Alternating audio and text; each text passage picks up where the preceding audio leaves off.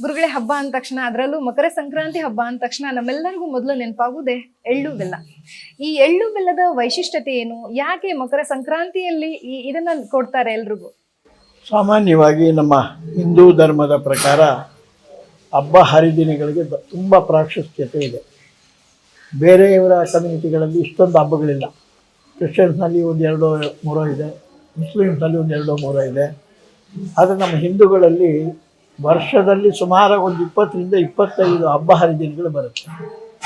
ಈ ಹಬ್ಬ ಹರಿದಿನಗಳ ವೈಶಿಷ್ಟ್ಯತೆ ಏನಪ್ಪ ಅಂದರೆ, ಹಿಂದಿನ ಕಾಲದಲ್ಲಿ ಋಷಿಗಳು ತಪಸ್ಸು ಮಾಡಿದಾಗ ತಮ್ಮ ತಪಶಕ್ತಿಯಲ್ಲಿ ಒಂದು ವೈಶಿಷ್ಟ್ಯವಾದ ದಿನಗಳನ್ನು ಅವರು ನಿಶ್ಚಯ ಮಾಡಿದ್ರು.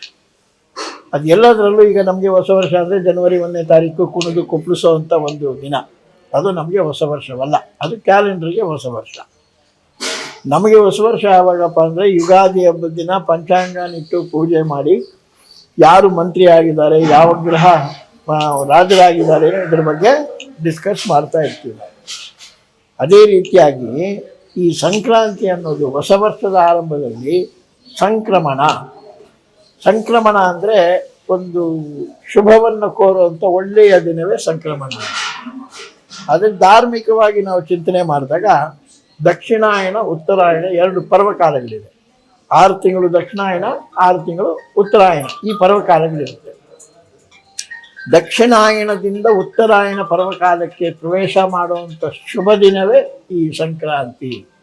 ಈ ಸಂಕ್ರಾಂತಿ ದಿನ ಜನರಲ್ಲಾಗಿ ಎಲ್ಲರೂ ಅವರವ್ರ ಮನೆಯಲ್ಲಿ ಹಬ್ಬವನ್ನು ಆಚರಿಸಿ ಈ ವರ್ಷದ 26ನೇ ವರ್ಷದ ಎಲ್ಲ ಹಬ್ಬ ಹರಿದಿನಗಳು ಯಾವುದೇ ತೊಂದರೆ ಇದ್ದಿಲ್ಲ, ಭಗವಂತನ ಅನುಗ್ರಹದಿಂದ ಚೆನ್ನಾಗಿ ನಡೀಲಿ ಅಂತ ಪ್ರಾರ್ಥನೆ ಮಾಡಿ ಬಂಧು ಮಿತ್ರರಿಗೆಲ್ಲ ಎಳ್ಳು ಮತ್ತು ಬೆಲ್ಲ ಬೇವು ಕೊಡುವಂಥ ಒಂದು ವೈಶಿಷ್ಟ್ಯತೆ ಇದೆ.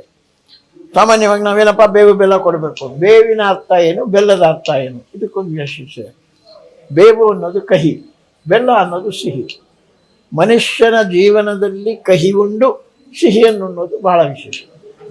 ಅದಕ್ಕೆ ನಮ್ಮ ಹಿರಿಯರು ಏನು ಮಾಡೋದು ಅಂದರೆ ಬೆಲ್ಲ ಬೇವು ಅಂತ ಹೇಳಲಿಲ್ಲ, ಬೇವು ಬೆಲ್ಲ. ಮೊದಲು ಕಷ್ಟ, ತದನಂತರ ಸುಖ. ಬೇವು ಎಷ್ಟೇ ಕಹಿಯಾಗಿದ್ದರೂ ಒಂದು ಚೂರು ನಾವು ಬೆಲ್ಲ ಬಾಯಿಗೆ ಹಾಕೊಂಡ ತಕ್ಷಣ ಕಹಿ ಎಲ್ಲ ಅಳಿಸೋಗುತ್ತೆ, ಬರೀ ಜೀವನ ಸಿಹಿಯಾಗಿರುತ್ತೆ. ನಮ್ಮ ಜೀವನ ಸಿಹಿಮಯವಾಗಿರಲಿ ಅನ್ನೋ ಒಂದು ವಿಶೇಷವಾದ ಹಬ್ಬವೇ ಈ ಸಂಕ್ರಾಂತಿಯ ಬೇವು ಬೆಲ್ಲದ ಹಬ್ಬ.